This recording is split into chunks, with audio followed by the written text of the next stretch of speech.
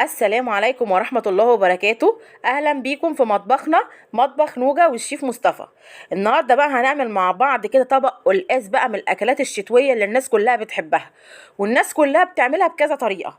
تعالي بقى أقولك، لو انت ما بتعرفيش تعمليه بطريقة حلوة، الطريقة دي هتعجبك جدا وهتمشي عليها على طول، مش هتغيريها.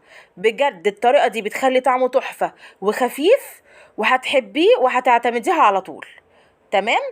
طبعا احنا عارفين القلقاس ده الموسم بتاعه، وبتجيبيه وبتعمليه ويبقى طعمه تحفة، وده من الأكلات الشتوية اللي الناس كلها بتحبها. هنبدأ مع بعض ونقول بسم الله الرحمن الرحيم. اول حاجه هنا انا معايا القلقاس بتاعي. القلقاس طبعا جبته وقطعته وغسلته. في ناس ما بتغسلهوش، انا بغسله. اغسليه بميه سخنه مره واتنين وتلاته واربعه لغايه لما ينضف، يبقى كويس معاكي خالص. تمام. بعد ما غسلته وصفيته، معايا بقى هنا حله فيها الشوربه بتاعتي. الشوربه بتاعتك هتعمليها على فراخ، هتعمليها على لحمه، انت حره. الشوربه موجوده اهي. وبعدين هنزل بالقلقاس بتاعي اللي انا غسلاه كويس جدا ومصفياه في قلب الشوربه بتاعتي.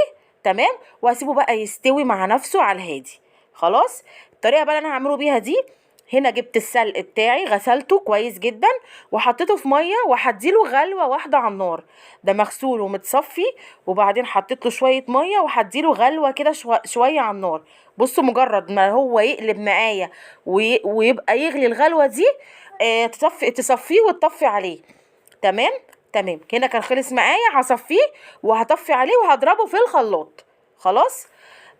هنا بقى القلقاس بتاعي كان استوى ما شاء الله، عشان هو الموسم بتاعه ما اخدش خالص وقت في السليق. استوى على طول وما اخدش وقت. كنت انا طبعا صفيت السلق وضربته في الخلاط، زي ما احنا شايفين كده. هنزل بيه على القلقاس بعد ما استوى، وهديله غلوه واحده، مش اكتر من كده. بعد ما استوى القلقاس بتاعي وضربت السلق بتاعي، صفيته وضربته في الخلاط، هنزل بيه على القلقاس واديله غلوه واحده. مجرد ما يغلي معايا غلوه واحده هطفي عليه. بصوا هنا كان غلي، مش اكتر من كده يا جماعه، عشان القلقاس ما يتهرش منك، عشان يبقى كل واحده بوحدتها كده وتلاقي طعمه تحفه ويعجبك. كان غلى معايا كده، هطفي عليه. تمام. تمام. نيجي مع بعض نشوف الخطوه اللي بعديها. جيبي معاكي بقى طاسه كده. طبعا هنزل فيها بمعلقه سمنه بلدي حلوه كده. ما عندكيش سمنه بلدي، السمنه اللي انت بتستخدميها اعملي بيها. بعد ما نزلت بالسمنه بتاعتي كده زي ما احنا شايفين، هسيحها كويس جدا. بعدين هنزل عليها بقى بمعلقه توم حلوه كده كبيره. احنا القلقاس والملوخيه بيحبوا التوم زي ما احنا عارفين. بعد ما نزلت بمعلقه التوم المفرومه الحلوه بتاعتي دي، هنزل عليها بقى. جبت الكزبره بتاعتي اللي هي الخضره، انا غسلاها ومقطعها صغير زي ما احنا شايفين، وهحطها على التومه، وابدا بقى ان انا اشوحها مع بعضها. القلقاس يعني سلق وكزبره، مفيش غير كده، وتوم. بس في ناس بتعمله بالصلصه، في ناس بتعمله، انا ما بحبوش بالصلصه. في ناس بتعمله بكذا طريقه. الطريقه دي انا عملته بكذا طريقه، ما عجبتنيش غير الطريقه دي، خفيفه واعتمدتها زي ما احنا شايفين كده. التومه بتاعتي تبقى لونها ذهبي فاتح. اوعي تحرقي التومه والكزبره، لو حرقتي التومه والكزبره يبقى انت بوظتي القلقاس بتاعك. تمام.